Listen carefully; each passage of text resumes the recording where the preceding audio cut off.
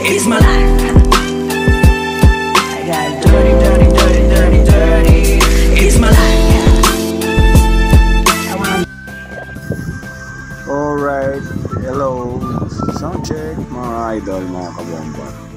Okay, topic natin for today mga idol, na dalawang ali na nawala ng gasolina dito sa pinuntahan nating tindahan, no? So nangyari, nawalan sila ng gasolina kasi tinry kong tanggalin yung hose dun sa tangke niya at yun nga, walang malabas ng gasolina.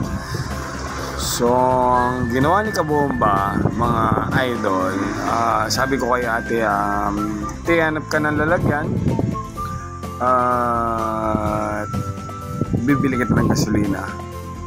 Siguro nagalangan yung tao. So, sinundan ko pa rin sila at ito nga sinusundan ko, mga idol, at sinabi ko sa kanila na medyo malayo-layo yung gasolinahan. At linapitan ko yung isang ate na sabi ko, te, kaya mo bang i-drive yan na itutulak ko sa aking paa? So sabi naman ni ate, kaya. At yun nga, humingi siya ng panggasolina doon sa kasama niya. So ayun na nga mga kabomba, no? At sabi ko kay ate na ipwesto muna niya sa kabilang kalsada ang kanyang motor para maipwesto ko yung paa ko na magtutulak sa kanyang motorsiklo.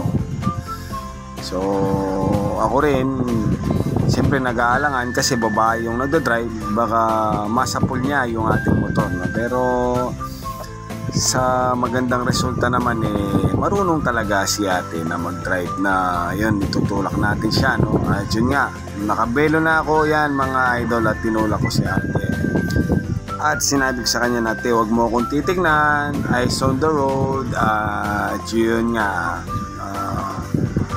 waging-wagi kami na naitulak ko si ate sa kanyang motorsiklo, although yung kalsada ay paakyat. Yan.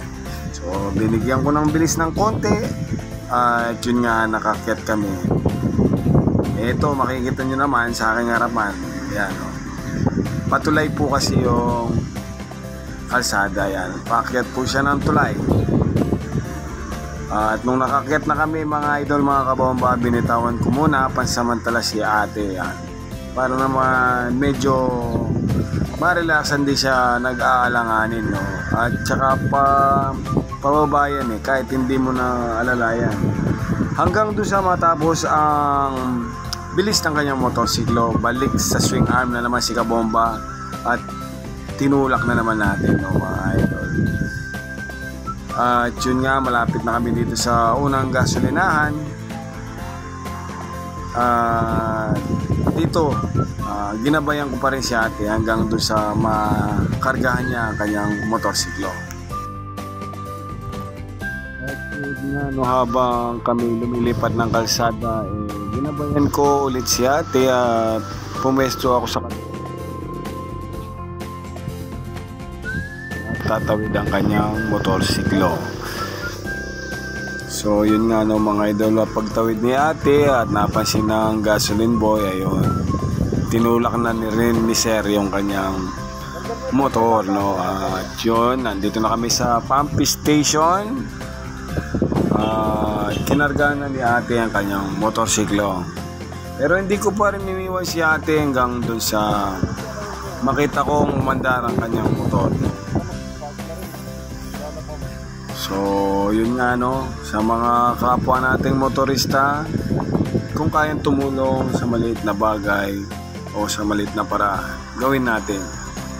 Kasi sa ganitong paraan, kuminsan nakikilala tayo at kuminsan plus one tayo sa taas, di ba?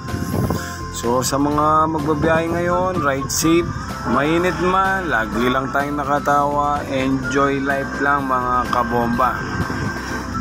Ganyan talaga yung buhay natin, pero mas matasarap talaga ang makakatulong sa kapwa, no?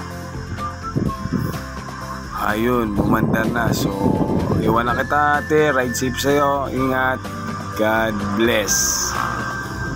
Okay, alright kabomba, mission accomplished. Yes.